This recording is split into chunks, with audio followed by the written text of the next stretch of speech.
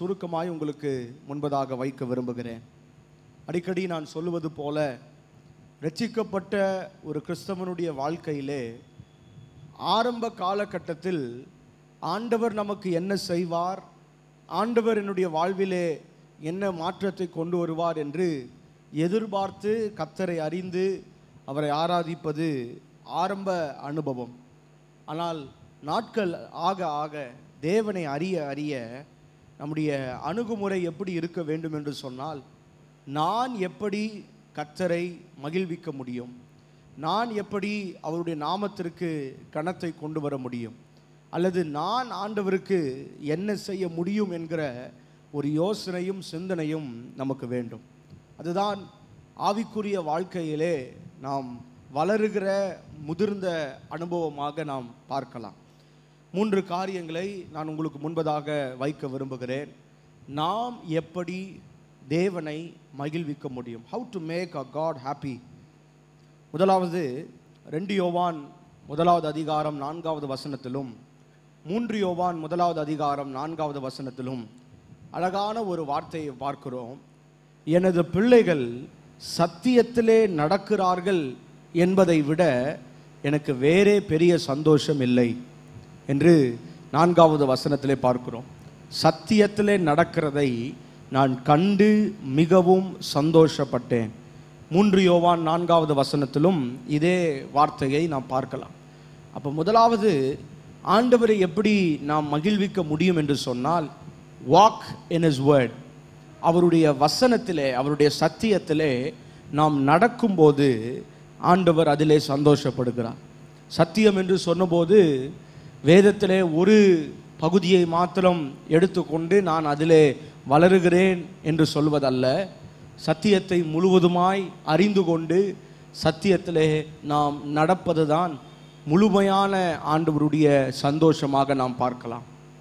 வெறும் ஒரு புறத்திலே மாத்திரம் வளர்வதல்ல, ஹோல்சம் ட்ரூத், எல்லா விதத்திலும் ஒட்டுமொத்தமாய் சத்தியத்தை அறிந்து கொண்டு அதிலே வளர ஆண்டவர் நமக்கு கிருபை தரட்டும். இரண்டாவது, ஆண்டவர் எப்பொழுது மகிழ்கிறார் என்று நாம் பார்க்கும் பொழுது, யூதா 1வது அதிகாரம் 24வது வசனத்திலே, வலுவாமல் நம்மை காக்கவும் மகிமையுள்ள சன்னிதானத்திலே மிகுந்த மகிழ்ச்சியோடே உங்களை மாசற்றவர்களாய் நிறுத்தவும் என்று பார்க்கிறோம்.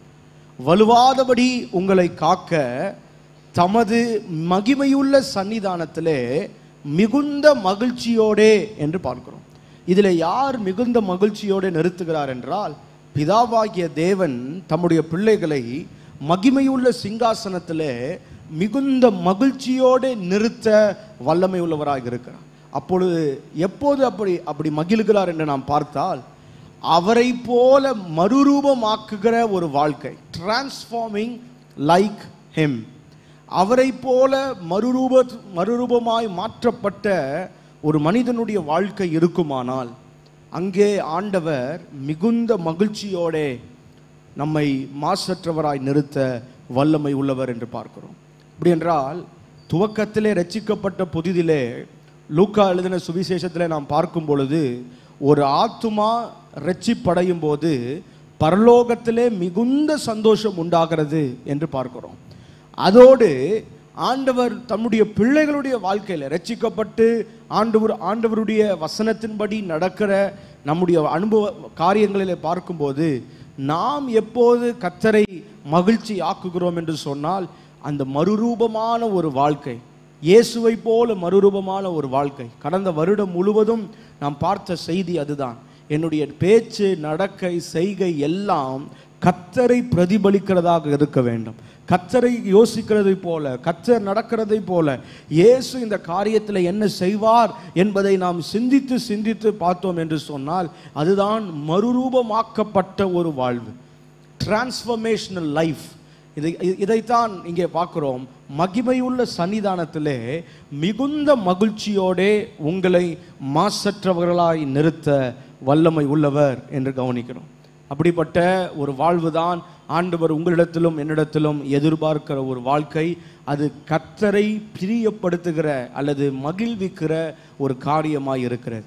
மூன்றாவது, கடைசியாக செப்பனியாவின் புத்தகம், தீர்க்கதரிசன புத்தகம் 3வது அதிகாரம் 17வது வசனத்தை நாம் கவனித்தால் அங்கே ஆண்டவர் எப்படி களி கூறுகிறார் என்று சொல்லும் பொழுது வசனம் அழகாக சொல்லுகிறது. உன் தேவனாகிய கர்த்தர் உன் நடுவில் இருக்கிறார், அவர் வல்லமை உள்ளவர், அவர் இரட்சிப்பார், அவர் உன் பேரில் சந்தோஷமாய் மகிழ்ந்து தம்முடைய அன்பின் நிமித்தம் அமர்ந்திருப்பார், அவர் உன் பேரில் கம்பீரமாய் களி கூறுவார் என்று எழுதப்பட்டிருக்கிறது.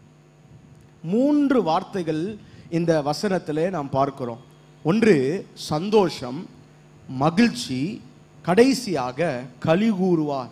இந்த 3 வார்த்தைகள் ஆண்டவர் எப்போது தம்முடைய பிள்ளைகளை பார்த்து அவர் மகிழ்வார், சந்தோஷப்படுவார் என்றால், செப்பனியாவின் புத்தகத்திலே 3 அதிகாரங்களை நீங்கள் வாசித்து பார்த்தீர்கள் என்று சொன்னால், அவர்கள் இஸ்ரவேல் ஜனங்கள் பல காரியங்களை இழந்து போனார்கள்.